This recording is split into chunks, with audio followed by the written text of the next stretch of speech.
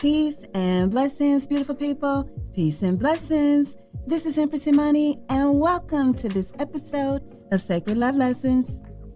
Your silence will not protect you. Audre Lorde. I'm Empress Imani, inspirational teacher of Sacred Love Lessons. I help women to honor the law within so they too can manifest the life of their dreams. We're in Season 5, Be Your Own Guru, 12 Secrets of the Sacred Saber. Sacred Love Lessons is brought to you by House of Sacred Love, where every day is Self-Love Day. Be inspired to honor yourself with clear intentions, release what no longer serves you, claim your freedom, and head in the right direction to manifest the life of your dreams. You can book your life-changing one-on-one clarity session today at houseofsacredlove.com. That is houseofsacredlove.com. Our objective today is to tap into our goddess energy of courage and strength. But before we get started, let's invoke our goddess energy of Oya, Bastet, Sekhmet, Durga, Minerva, Andrasta, Sita, and Bia. Courage is the harmony and conviction of mind and spirit that enables us to face difficulty, danger, or pain despite any fear we may feel. It is allowing ourselves to be seen and our voices to be heard. It is getting out of our comfort zones and following our purpose through the unknown. It is trusting our intuition, especially when faced with opposition from our physical senses. Courage is showing up as our authentic selves, knowing that by doing so may make us outcasts. It takes courage to be honest, genuine, expressive, bold, and adaptive. Courage is letting go of everything out of alignment with our inner goddess to gain everything that aligns with her. Courage is asking for what we desire and require. It is manifesting our dreams even when they seem impossible. The Moxie Frequency requires more than courage. It calls out our boldness, fortitude, grit, tenacity, bravery, determination, and audacity. It is the path of resurrection and light. I read a story called The Lion Tamer, and I'll share an excerpt with you. On the night down in Philadelphia when Wallace, the big lion, escaped from his cage in winter quarters, nobody grew excited. O'Brien, the owner of the show, did not even get up, but called through the door, "Go get Conklin." The preparations of the trainer were simple. First, he got an iron bar, and then he found the lion and hit him on the end of the nose. After a few minutes, he adds, "I had him safely locked in again." Lions, for all their air of authority, seem to be easily dominated. They're not so much wicked as weak. Anybody with a little firmness couldn't twist them around a finger. Possibly not the little finger, but any of the others. It is a great pity that lions should be like that. To be sure, the information ought not to come as a surprise to anyone who is familiar with the Bible. The condition we have mentioned has existed for a long time. As far as we know, Daniel had not so much as an iron bar when he went into the den. He overawed the lions with nothing more than faith. Perhaps it is not quite fair to go on as if lions were the only creatures in all the world who are swayed and cowed by firmness and authority. The same weakness may be found now and then among men. All too many of us, if hit on the nose with iron bars, either real ones or symbols, do little more than lions in similar circumstances. We may growl and roar a little, but we do not show resentment in any efficient way. And like the lions, we are somewhat stupid in not making working alliances with our fellows against the man with the iron bar. By and by, we began to go through the hoops as if the procedure were inevitable. Having made a protest, we feel that our duty is done. That's from Seeing Things at Night by Heywood, Broun. This story of the Lion Tamer reminded me of a viral YouTube video in which a guy just wanted some coffee. However, he is surrounded by a lion pride, and the male lion is trying to seduce a lioness. I was amazed at this guy's courage. He was definitely on the Moxie Frequency. I'll leave a link to the video so you can check it out. In my own life, I've had to tame many lions. Recently, someone came to my Instagram channel and left a comment on a post. She told me that she perceived dark energy all around me. My first thought was that I was born in the deep waters of Scorpion energy. Innately, I am the snake, scorpion, eagle, and phoenix. Through spiritual frequency hopping, I can shapeshift into any of these energies at will.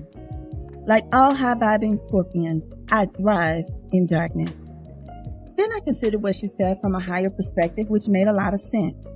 In this world of polarity, light and darkness are on the same spectrum. When we are the light and let our light shine, darkness is still present in the shadows.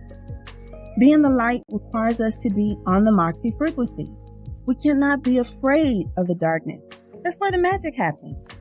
The darkness grows and expands our consciousness. Wisdom and hidden powers are revealed in the darkness. Transformation occurs in the darkness. We rest, heal, regenerate, and rebirth ourselves in the darkness. We've all experienced or heard the stories of people hitting rock bottom, being in a dark place, dark night of the soul, feeling lost or stuck. Then what happened? We resurrected, rose, and ascended into the light. Our light is better seen in the darkness, for out of darkness comes light. It takes courage to be the light.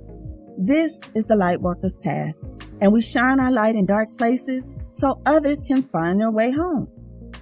Check out the book Mysteries of the Dark Moon by Demetra George. So how do you tap into the Moxie Frequency? 1. Set your desire and intention to tap into this energy. 2. Draw on the energy of your thoughts through your words. In the beginning was the Word. The Word was with the Goddess, and the Word was the Goddess. Use positive words to frame your world and the story you tell yourself. Remember, whatever you speak is a law unto yourself. Number 3, do something. Take inspired action in your season. Sometimes it looks like action in the now. Other times it may be action after your emotions calm down, or you may need to wait a lunar cycle. Listen to your intuition. The truth may elude you when you're riding an emotional wave, so it's better to be calm to gain clarity. It's okay to put things on the shelf and reconsider them later.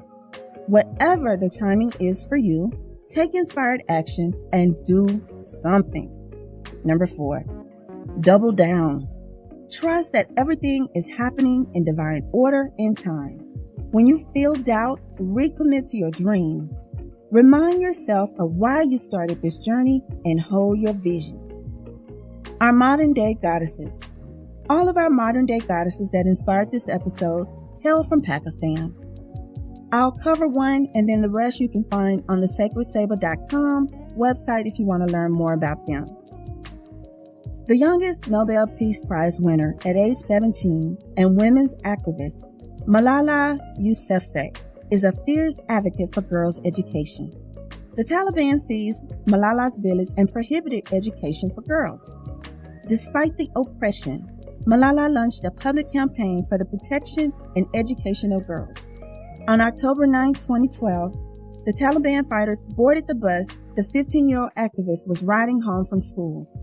They asked for Malala by name and then shot her in the head at point-blank range.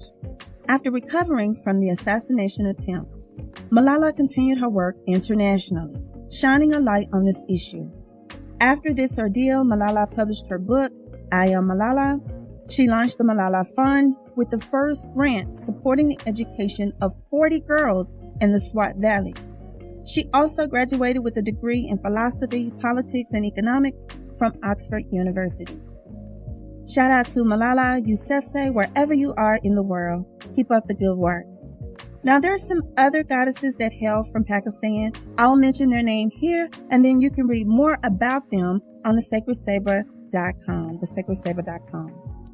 Dr. Sonia Ishtar, Dr. Sarah Qureshi, Sana Mir, Lieutenant General Nijar Johar, Muniba Maziri, Parveen Rahman, Yasmin Lari, Jehan Ara, Shazia Parveen, and Karishma Ali. Affirmation: I am courage, and I feel more and more courageous every day. My voice matters, and I speak up for myself. I am strong, and I stand firm on my vision and convictions. I am resilient, and I am grateful for my inner strength. I rise above all self-doubt. I trust in my intuition and conduct myself accordingly. I am at the right place at the right time. I dwell in the secret place of my inner goddess, and she divinely guides and protects me on my path. Ashe, and so it is. I'll leave you with this final thought. Inside your DNA lies the blueprint of courage, strength, and perseverance. These light codes hold everything you require to be great. You have the key and can unlock your potential. Embrace the wisdom of fear and face the darkness in life with courage. The power is yours. So that's what I have for you today. Thanks for listening to this episode of Sacred Love Lessons. Be your own guru, 12 Secrets of the Sacred Saber.